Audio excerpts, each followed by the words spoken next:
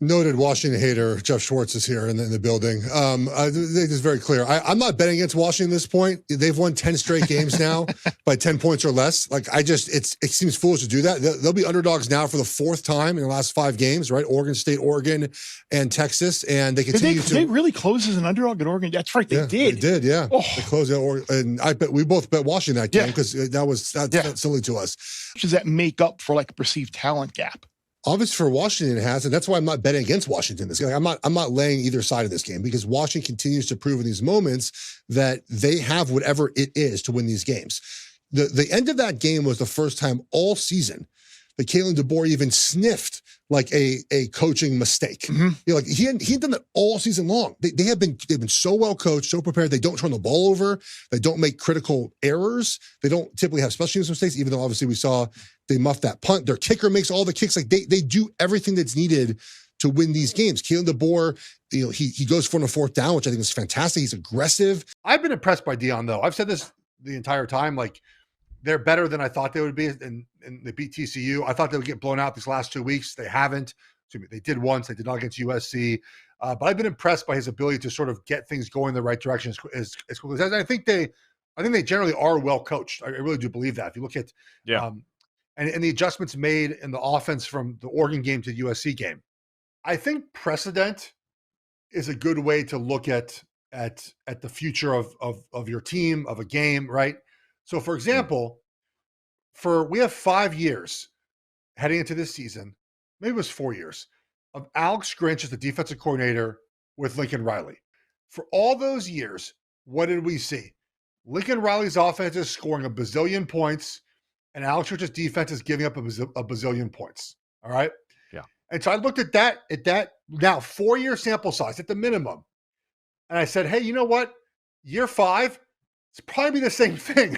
And USC fans said, no, we got Bear Alexander and we got Anthony Lucas and we're going to be different. And I'm like, guys, Oklahoma also had good players on defense. It's not the players. It's the coach. We like college sports because of the scar tissue, the tradition, the rivalries, the region, our conferences, right? When a college football schedule comes out, and I'm an Oregon alum, as I mentioned, I'm looking at the teams that give us the most trouble, right? I'm looking at USC, of course, but I'm looking at like going to Washington State, having to play at Stanford, right? When our rivalry games are at. And that shared tradition, that scar tissue, like knowing, okay, these are tough games. This is what we got. Like all those things now are gone. It's one of the reasons we love college sports. Oregon did not want to leave. They wanted to stay out west, dominate the Pac-12 conference, go to playoffs, and basically keep the status quo. Money's not a problem for Oregon. Right? If it was $20 million and they end up having to stay, not a problem. But the gap is so big. And right now it feels like there's obviously 4 major conferences, but if you're in the SEC or the Big Ten, you've arrived, right? You've gone there. And for an athletic department that has put in so much time and effort and money and energy and resources into being the athletic department they are now, when you're in the Big Ten, you feel like you're there. You feel like you've arrived. Everything you've done to get to this point is validated. So I get why why they made this move. Everyone, the aftermath of the college football championship game, Michigan wins 34-13. I had Michigan 34-27. So Michigan got to 34 points. I thought it would be different, but they got to 34 points in a running the ball defense, forcing some turnovers and doing enough that way. You know, a couple of keys to game I thought were gonna end up happening in favor of Michigan. Look, I think the takeaway first and foremost is what Michigan has done. It's kind of in the idea of a slow build, right? And the idea that defensively, look at the champions over the years: Michigan, Georgia, Bama, Clemson, throwing LSU in 2019, but you know, it's a slow build on defense. So let's start with Michael Penix, right? We talked about how against Texas, him in the pocket, he was incredible. It's the best he had been all season long via pressure.